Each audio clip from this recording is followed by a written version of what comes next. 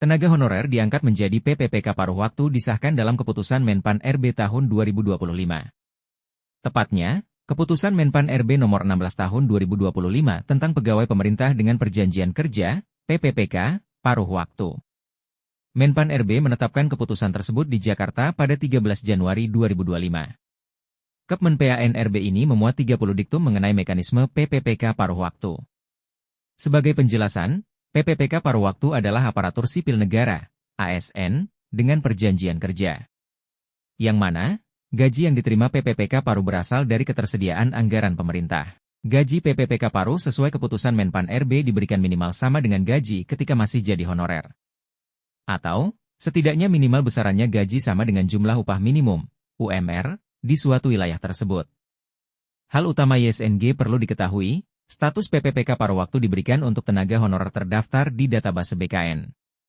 Selain terdaftar di database BKN, honorer ini juga sudah mengikuti seleksi PPPK tapi tidak mendapat formasi yang tersedia di instansi. Kemudian, honorer database BKN yang gagal di seleksi CPNS 2025 juga diangkat menjadi PPPK paruh waktu. Selanjutnya, ketentuan pemberhentian PPPK paruh waktu sebagai berikut. 1. Diangkat menjadi PPPK atau CPNS. 2. Meninggal dunia. 3. Melakukan penyelewengan terhadap Pancasila dan Undang-Undang Dasar Negara Republik Indonesia tahun 1945. 4. Mencapai batas usia pensiun jabatan atau berakhirnya masa perjanjian kerja. 5. Terdampak perampingan organisasi atau kebijakan pemerintah. 6. Tidak cakap jasmani dan atau rohani, sehingga tidak dapat menjalankan tugas dan kewajiban. 7. Tidak berkinerja. 8. Melakukan pelanggaran disiplin tingkat berat. 9. Dipidana dengan pidana penjara berdasarkan putusan pengadilan yang telah memiliki kekuatan hukum tetap karena melakukan tindak pidana dengan pidana penjara paling singkat 2 tahun. 10. Dipidana dengan pidana penjara atau kurungan berdasarkan putusan pengadilan yang telah memiliki kekuatan hukum tetap karena melakukan tindak pidana kejahatan jabatan atau tindak pidana kejahatan yang ada hubungannya dengan jabatan, dan atau 11. Menjadi anggota dan atau pengurus partai politik.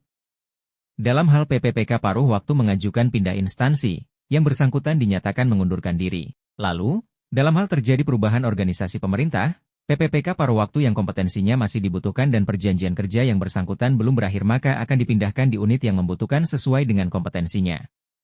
Jadi, PPPK paruh waktu harus bersiap pindah jika situasi mendesak tersebut terjadi. Demikian, penjelasan mengenai PPPK paruh waktu dan harus bersiap dipindahkan kapan saja yang ditetapkan oleh Menpan RB Rini Widiantini.